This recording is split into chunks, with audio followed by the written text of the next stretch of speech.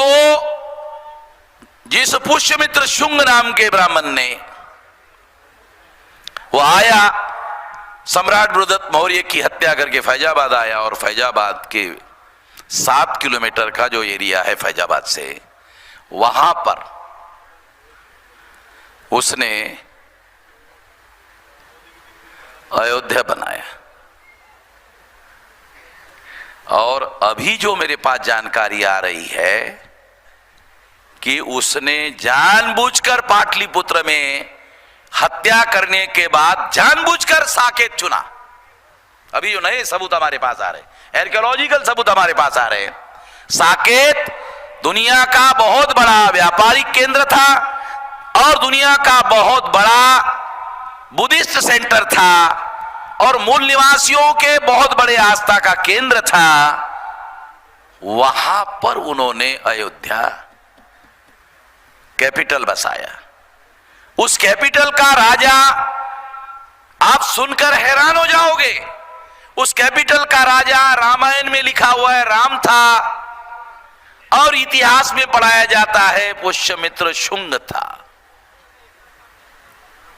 कुछ समझ में आ रहा है? इतिहास उत्तर प्रदेश में पढ़ाया जाता है, उस इतिहास में लिखा हुआ है अयोध्या का राजा पुष्यमित्र शुंग था, इतने पीरियड से इतने पीरियड तक था।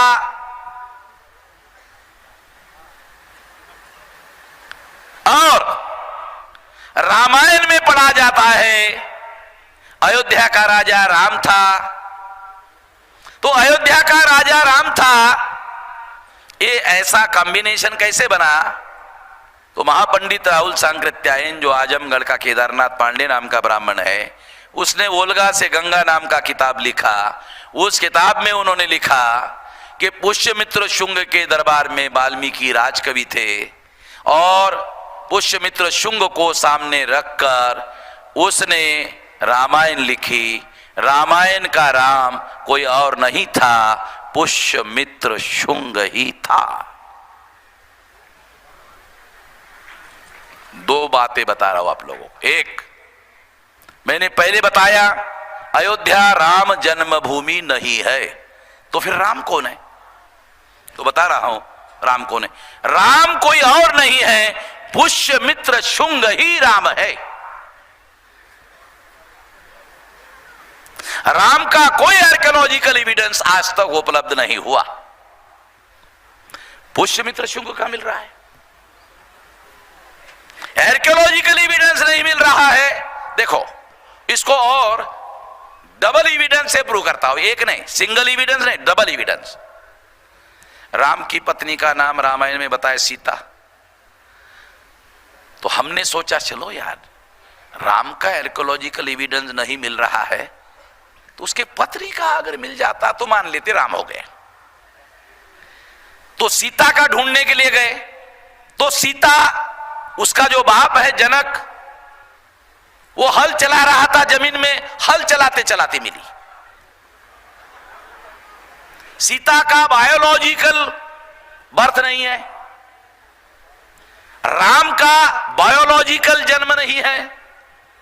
साइंटिफिक लैंग्वेज में सीता का बायोलॉजिकल बर्थ नहीं है, राम का बायोलॉजिकल बर्थ नहीं है। साइंटिफिक बात में, साइंटिफिक अर्थों में बता रहा हूं। दशरथ निमुत्रिक है, ऐसा ब्राह्मणों ने वाल्मीकि रामायण में लिखा।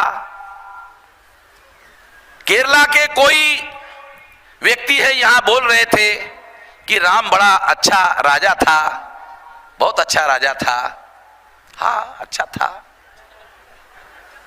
मेरी अगर वो सुन रहे हैं तो उनको लगेगा हाँ बहुत अच्छा था, कितना अच्छा था। इतिहास पढ़ते वक्त क्रॉस एविडेंस ढूंढने पड़ते हैं। क्रॉस एविडेंस जब तक आप प्रूव नहीं कर सकते, तब तक वो बात मौलिक रूप से बराबर है नहीं मानी जा सकती।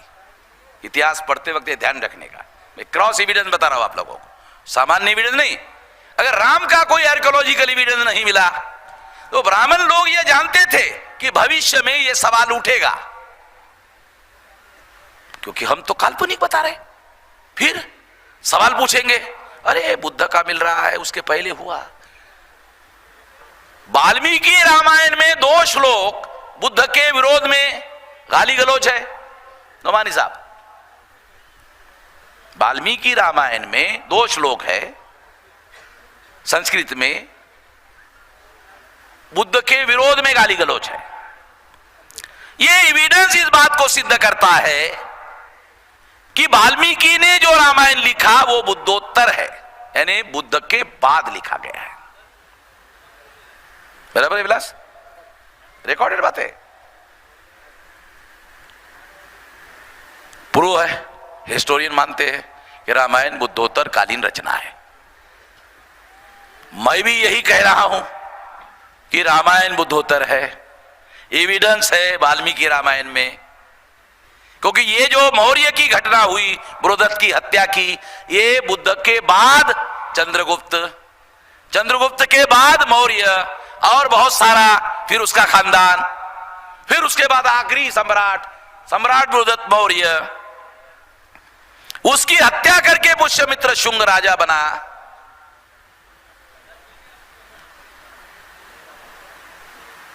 तो ये जो पुष्यमित्र शुंग है, उसके दरबार में वाल्मीकि राजकवि थे। जैसे विक्रमादित्य के दरबार में कालिदास राजकवि थे, वो भी संस्कृत का कवि था। उसने विक्रमादित्य को सामने रख के काव्य लिखा, और वाल्मीकि ने पुष्यमित्र शुंग को सामने रखकर काव्य लिखा। उस काव्य का नाम है रामायण। है बराबर है?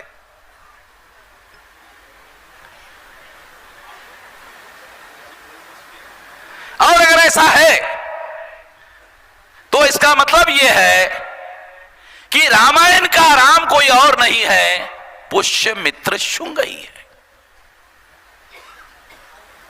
तो जो रामायण के अंदर काल्पनिक राम है, जिसका आर्कियोलॉजिकल एविडेंस मिल नहीं रहा है, वो इसलिए नहीं मिल रहा है क्योंकि राम कोई और नहीं है, पुष्यमित्र शुंग ही है।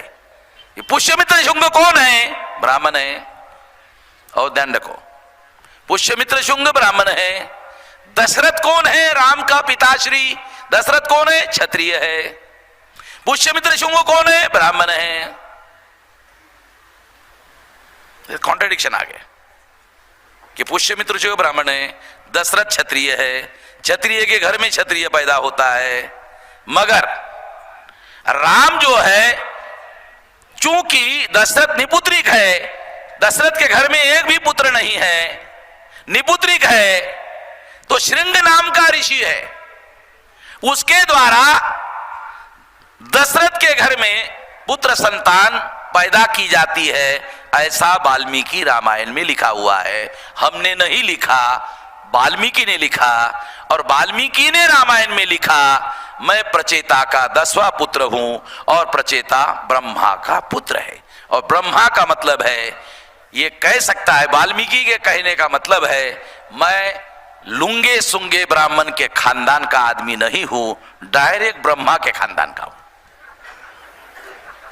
ये रामायण में लिखा हुआ है विलास, है ना? रामायण में लिखी बात बोल रहा हूं, अपनी बात नहीं बोल रहा हूं। मैं ऐसे लुंगे संगे ब्राह्मण के घर का पैदा हुआ नहीं हूं। मेरा एक खानदान है, खानदान कौन सा? एकदम डायरेक्ट ब्रह्मा का, इधर उधर का नहीं, ऐरिया गैरिया खैरिया ब्राह्मण का नहीं हूं, डायरेक्ट प्रचेता के पुत्र का हूं। ब्राह्मण के घर में पैदा, ब्रह्मा के घर में पैदा हुआ हूं। और उसने ये कहानी लिखी, ऐसा दिया हुआ है उस वाल्मीकि ने। तो इसका क्या मतलब है? उसने लिखा, दशरथ के घर में कोई पुत्र नहीं है, दशरथ निपुत्रिक है। अश्रिंग नाम के ऋषि से दशरथ के घर में पुत्र संतान प्राप्त कराई गई। इसका मतलब है दशरथ क्षत्रिय है, मगर क्षत्रिय के घर में जो पुत्र पैदा हुआ वो ब्राह्मण जो ऋषि है, श्रृंग ऋषि से पैदा हुआ है। पाटिल साहब समझ लो, बहुत बारीक बात बता रहे, माइक्रो लेवल की बात है, बायोलॉजिकल साइंस के आधार पर बता रहा हूं। इसका मतलब है वाल्मीकि ने वाल्मीकि रामायण में लिखा कि राम का जो बायोलॉजिकल फादर है वो दशरथ नहीं है। बायोलॉजिकल फादर पुष्यमित्र शुंग का जो बायोलॉजिकल फादर है वो श्रृंग ऋषि है। शुंग श्रृंग, समझ लो, बहुत माइक्रो एनालिसिस है। श्रृंग श्रृंग, ये श्रृंग और शुंग एक ही है। ये ब्राह्मण को समझ में आता है और दूसरा वामन मेश्राम को समझ में आता है, बाकी किसी को समझ में नहीं आता। इतिहास में जो टर्मिनोलॉजी होती है उसका विश्लेषण कैसे किया जाए, भाषा शास्त्र का अर्थ कैसे निकाला जाए, शब्दों का अर्थ कैसे निकाला जाए, और शब्दों की उत्पत्ति कैसे होती है, और शब्दों की तोड़ कैसे होती है, शब्द कैसे टूटते हैं, शब्दों का अपभ्रंश कैसे होता है, इतना सारा इतिहास में आता है। मैं एक भी विषय का ज्ञाता नहीं हूं नमवानी साहब, मगर मैं अपने हिसाब से पंडित की पिटाई करने हद तक जानता हूं, फिर वो मेरे झंझट में नहीं पड़ते, इतना जानता हूं। और इसीलिए कोई ब्राह्मण, बल्कि गांधीधाम में एक हाई कोर्ट का लॉयर ब्राह्मण था, उसके बाद ब्राह्मण महासभा के लोग गए, कहा कि वामन मेश्राम के खिलाफ केस करना है। वो हाई कोर्ट के लॉयर ने, जो ब्राह्मण था, ब्राह्मण महासभा के लोगों को कहा, वामन मेश्राम को जानते हो कौन है? कहा कि नहीं, पहले जानो।